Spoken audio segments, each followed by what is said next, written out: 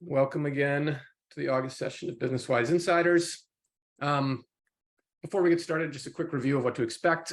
First, I'll walk everyone through today's presentation, during which I'll keep everybody on mute just to minimize any inadvertent disruptions and keep everything moving. The presentation should last 20 or 25 minutes, and then we'll return to the group room and have a breakout discussion. And you'll have a chance to introduce yourself, ask questions, offer your own perspective on any of the ideas we cover today. And I would encourage you to stick around for that piece, especially with a small group. It's a great way to talk through some of the issues in the presentation and have your say. This is a tough one we'll be talking through today, so I'd be really interested in hearing your perspective. And of course, I'd be happy to help you think through some of the issues we talk about. So with that, let's get into today's topic. So today we're going to be talking about the idea of sales crutches, how and why sales reps use them, how they can help, and more importantly, how they often hurt your effort to engage prospects in unexpected ways, hurt your efforts to set appointments and build relationships that lead to sales. But before we get into the details, let's start with a definition. So what is a sales crutch? And the way I'm defining it here is a go-to script, question, tactic, or fallback that sales reps rely on to help them engage with a new prospect to sort of pave the way to a conversation. And crutches can present a real challenge for a variety of reasons. Some of them are just natural tendencies that align with your personality or way of doing things that can make you more comfortable interacting with strangers, which is what a lot of cold B2B outreach amounts to. And it's not easy to break those kinds of tendencies. And even more challenging, many sales crutches are actually the result of years of sales training and have become part of the conventional wisdom of B2B sales. Most of them represent a holdover from the way sales used to work. And even as the world of B2B sales has changed, sales trainers have been teaching these scripts and tactics for years without questioning whether they're still relevant or even smart. In full disclosure, a lot of the approach that we push here at BusinessWise relies on some of these kinds of tactics. All of which is to say that there's nothing inherently wrong with using a sales crutch as we've defined it here. And in fact, scripts, questions, and tactics can be helpful as long as you have a strong foundation built on the idea of providing value to your prospect. But if you're not careful, falling back on sales crutches can actually shift your focus away from that critical idea and actually give your prospects a reason to say no. And a lot of the ideas we'll cover today come from a blog post that I read last year called "How Would You Sell Without a Solution?" It's by a sales expert named Anthony Iannarino, who runs a blog called The Sales Blog. And if you're not familiar with him, I would strongly recommend that you check it out. I'll be sure to link to the article in our follow-up email to today's attendees, so keep an eye out for that. And one of the reasons it caught my eye is that in an insider's session from a couple years ago, we were discussing what it means to provide value to your customers at every decision point along the prospecting path, particularly at the very beginning of the sales process when your prospect isn't thinking about buying, can't ever imagine doing business with you, and may not even know they have a problem worth fixing. And at the end of the presentation, I posed a question for consideration and discussion. And that question was, if you couldn't offer your product, how would you help your prospect achieve better results? And it seems like an odd question because that's what we're doing in sales is ultimately pushing prospects and clients toward our solution in the form of our product and services. But I thought it's a great thought experiment because it really strips away a lot of what gets at the heart of these sales crutches and forces you to provide value based on your own insights and ideas and experiences separate from your product or services. So today we're going to try something similar, keying off of Anthony Iannarino's blog post. So think about it this way.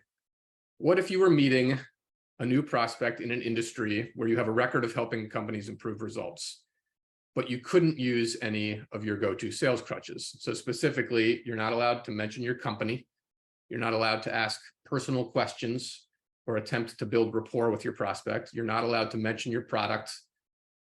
And you're not allowed to ask questions about your prospect's pain points. And then after 25-minute meeting, your prospect will decide either you will be allowed to schedule another appointment or your contact will end the conversation without making a future commitment. And the lone determining factor would be whether they found the conversation to be valuable. So a couple of quick points before we dig in. We're going to take a closer look at each of these specific sales crutches, why sales reps use them, and why they might be hurting your effort to set first appointments. But remember, this is a thought experiment designed to get you thinking about what motivates your prospect to act and how you can do a better job of encouraging that action. Obviously, it's unrealistic to expect any sales rep to avoid using these crutches entirely. So the point is to be smart about how and when you use them so you can be sure you're focused on demonstrating maximum value. But before I turn to the first sales crutch, I'm just going to invite Deborah to offer any additional thoughts at this point. Thanks, Sam. I just want to emphasize what Sam was talking about in terms of the timing of what we're talking about today. So when you think about today's topic, our focus is the earliest part of the sales process, getting that first time appointment with someone who doesn't know you or trust you, and they're wondering why they should meet with you or give up any of their time when in their mind they already have your product or your service or a relationship with someone that they think does exactly what you do. Right. Basically, if you're able to answer this thought experiment successfully, that really ultimately gives them what they want to have that first interaction. Value separate from a company, a product, pain points they already know, or a relationship with a sales rep. And we'll dig into each of those in more detail. So let's start out with the first crutch, which is probably the simplest and most straightforward, and that's your company, or more to the point, using the fact that you're representing your company as a starting point in an interaction with your prospect. So if I start off a cold call or email by saying, I'm Sam Mitchell and I'm with BusinessWise, I'm immediately falling back on that first crutch. So why do sales reps use this crutch? I mean, first and foremost, it establishes credibility by identifying who you are and who you're representing. If your company has a relatively well-known and easily recognizable brand, that's even better. And that in turn can be an important tool in a first step toward building initial rapport. And then finally, it puts the focus on your solution, what your company offers, toward which you'll eventually steer your prospect. But here's the other side of the coin. First, as Deborah mentioned at the very beginning of the sales process, your prospects really don't care about your company at all. They care about their company and will measure the value of the interaction in terms of how and whether their company will benefit from it. And in fact, mentioning your company can have the opposite of its intended effect by adding friction and giving your prospect a reason to resist. So even if your prospect has never heard of your company, the mere mention of it can start your prospect thinking, have I ever heard or done business with that firm before? Shifting their attention away from the value that you're intending to offer. And that's really the most important point. Both you and your prospect should be focused on the value you are offering in that conversation, in that interaction. Too much reliance on who you work for and who you're representing serves only to distract from that singularly important concept. And just as an aside, some of you may recall that we often recommend using a cold call script that we call the double handshake as a way of beginning a cold call. And one of the core features is that it intentionally excludes any mention of your company and clarifies that you and your prospect have never met, since the goal is for your prospect to be entirely focused on the question of continuing the conversation. And that gets at the heart of one of the key questions you should be asking yourself at the onset of any prospect interaction. What decision is your prospect making in the moment? So in a cold call or a cold email, the decision they are definitely not making is whether to do business with you and your company. Usually the decision they are making is much simpler. Should I open this email? Should I take this call? Should I continue this conversation? Should I agree to another meeting? And since that's where they are, that's where you should be. So ask yourself, what information would help them make a better decision? Or for your purposes, what information would help them make the decision to open the email, to take your call, to continue the conversation, And then how can you as a sales rep provide that information in a way that creates credibility, trust, and value for your prospect? Deb, did you want to add anything here? As you were saying, Sam, if you represent a well-known company, your prospect will have certain assumptions that may or may not be true. If you're with a company that is not well-known, again, who cares? They don't know, and it can steer the conversation in the wrong way. Right. And again, just a reminder, obviously, we're not expecting people not to mention their company in the context of an actual sales call. The idea here is to think about what objectives it helps you accomplish, what objectives it distracts from, and how to work it in a way that ultimately provides that value you're seeking to provide. So let's move on to the second crutch. And this one is one that most sales reps really pride themselves on. What if you weren't allowed to use your rapport building skills, your interpersonal skills, the things that make you a likable person that starts conversations off on the right foot with prospects you've never met? What if you couldn't ask personal questions or use that warm personality to create a bond with your prospect?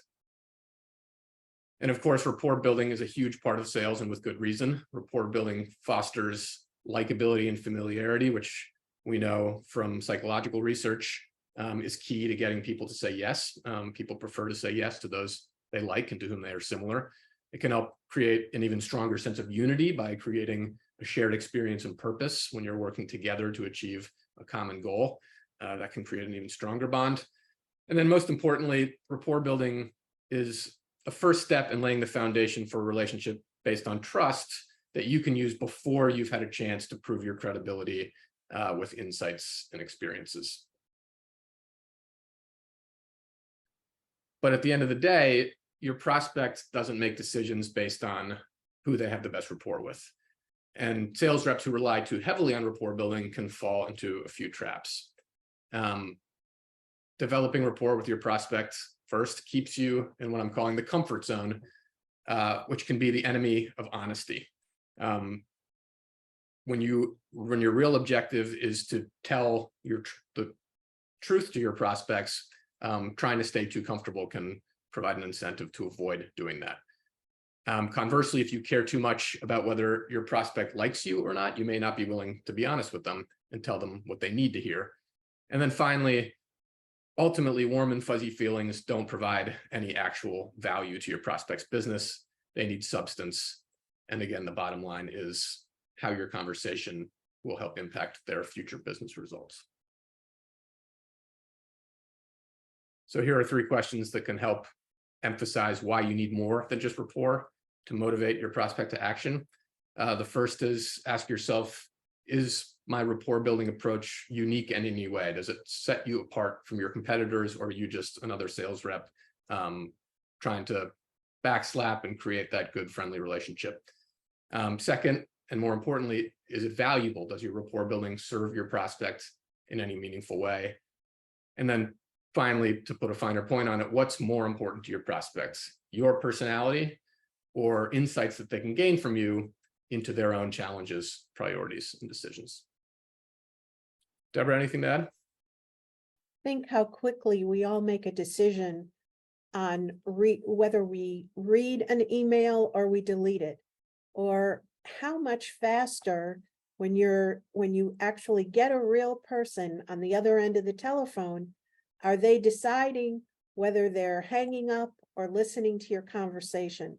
So it happens quickly. It's all accelerated today.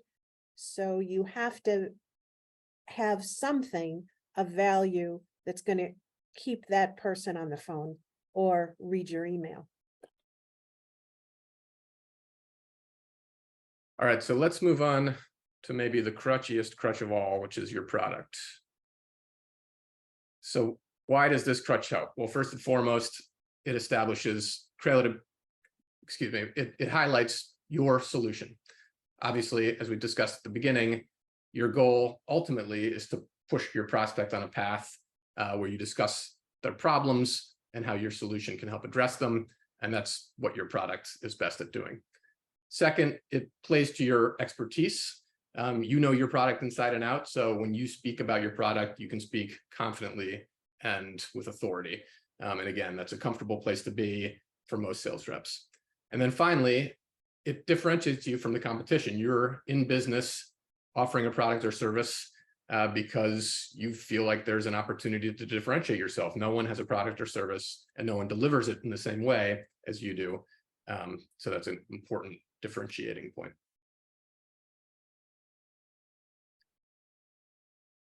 But the downside of focusing too heavily on our product are tragic, because really, it, again, is all about you. You've heard this before, but talking about your product puts the focus in the wrong place. You, your company, your product, and your solution. When your prospect really cares about their own challenges, priorities, and goals, they care about their bottom line and how to grow it. And I think one of the reasons this trap is so tempting, in addition to being able to speak confidently and with authority about your product, is that you're excited about it. It has features that you care about and that you believe can help your prospect. And so it's easy to fall back on those rather than to talk about the priorities and objectives that those features are designed to address. And then perhaps more than anything else, talking about your product centers the conversation on a decision that your prospect isn't currently making or even thinking about, which we talked about a few minutes ago, and that's whether to buy. And perhaps even more than with your company, when you bring up your products, you're making the decision about, in your prospect's mind, whether they need the product or not. And at this point in the conversation, that's an easy no. And not only is it an easy no, but you're presenting them a question that they can say no to, when in reality, what you want them to be deciding is, should I have this conversation with you? And that's a question that you want it to be an easy yes.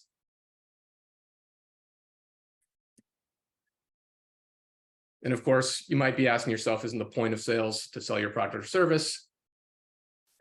And yes, but it's obviously not quite so simple. The process of new business development entails building as many relationships at the opening of your funnel as possible in order to maximize the number of deals you ultimately close. And that means setting first-time appointments with prospects who may never buy from you. So if your product is at the top of the mountain, the question becomes, why should I start climbing in the first place? And then why should I stay on the mountain? And those initial decisions leading up to the summit have really nothing to do with your product and everything to do with the value you're providing at each stage. So beyond asking for the appointment, the whole point here is to sell your prospect on the benefits of a no strings attached meeting. And here are some of the frameworks that we've found to be successful. So you ask yourself, what do I get even if I never become a client? And 3 good answers are knowledge, so information about forces and trends that will shape the prospect's industry over the next 12 or 18 months. You can also get intelligence, information about how other firms in their industry are adapting and staying ahead of the curve. And then finally, and perhaps most importantly, you get a new perspective. So the information that the prospect gathers in their interaction with you helps them redefine what they believe to define their success and clarify their decisions about how to get there. Deb, did you want to add anything? So in 1849, Jean-Baptiste Alphonse Carr wrote, "Plus ça change, plus c'est la même chose." The more things change, the more they stay the same. I can't imagine that in 1849, he could have possibly understood the rapidity of the change we all experience today. But the good news is, since no one can keep up with all of the change, we're all keeping up with the changes that affect our clients and prospects in our space. And so this is your opportunity to be educating and sharing ideas on the changes that your prospects are experiencing. Right, and that's a great segue to the final section on the crutch about questions that are designed to elicit information about your prospect's pain.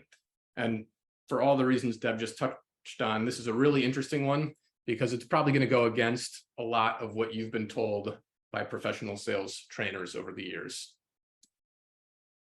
So let's start with why these kinds of questions can help. So first, unlike any of the other crutches that we've already talked about today, they really put the focus on your prospect and what they care about rather than on you, your company, or your product. Second, questions get your prospect talking so you can listen and react. Again, very important. And then finally, getting your prospect to open up about their problems can help you begin to gently lead them toward a solution, and ideally your solution. But while questions are undeniably important, the wrong kinds of questions at the wrong time won't help all that much. First, and this is really important, it isn't a differentiator in today's B2B sales landscape. Almost every sales rep asks the same kinds of questions, which makes it hard for a prospect to discern any real value. Second, questions like, what are your current challenges or what keeps you up at night? Focus on problems that your prospect already knows they have. You're asking about them provides no new information to your prospect.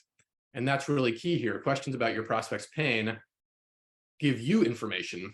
They are much more valuable to you than to your prospect.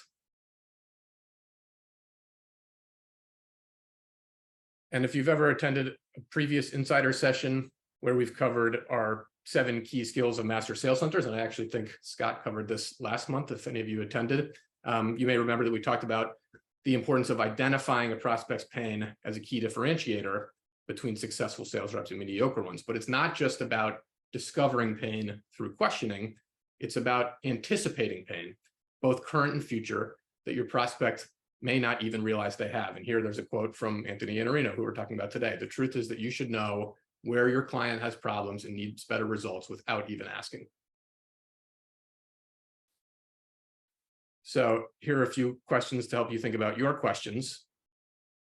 First, rather than thinking about asking prospects about their pain, as Deb mentioned, think about what you can teach them about their pain. For every question you ask, double check, is this designed to gain information from me? Or will it also help change my prospect's perspective? And Iannarino suggests questions like, what is your perspective on these trends as they pertain to your future results? In which trend do you believe presents the greatest challenge?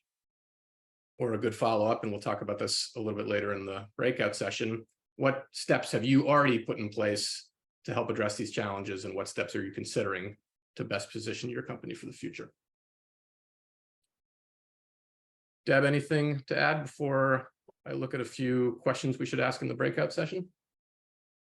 Well, if we've started your morning with a headache, I apologize for that, but I think this is really interesting and good mental exercises for all of us that are committed to gaining more new business.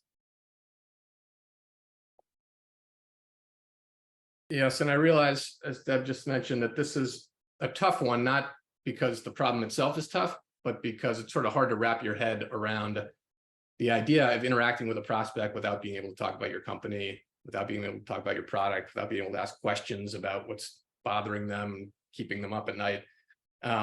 But I think it's a really valuable thought experiment. And I wanted to leave you with 6 questions to sort of guide our discussion in the next 20 or 30 minutes, putting a finer point on some of these things. So if you couldn't mention your company, how would you establish credibility? If you couldn't offer your product, again, how would you help clients achieve better results? Perspective is key. What questions can you ask your prospect that are designed to change their perspective rather than to gather information for yourself? Trust. If you couldn't ask personal questions, how would you strengthen trust? At the center of all this, obviously, is your own insights. What do you know that your prospects don't? What forces will shape your prospect's future success? And then do some self-reflecting, your own crutches. What crutches do you find yourself using or catch yourself using? And rather than abandoning them altogether, how can you reframe them to help you provide value to your prospect?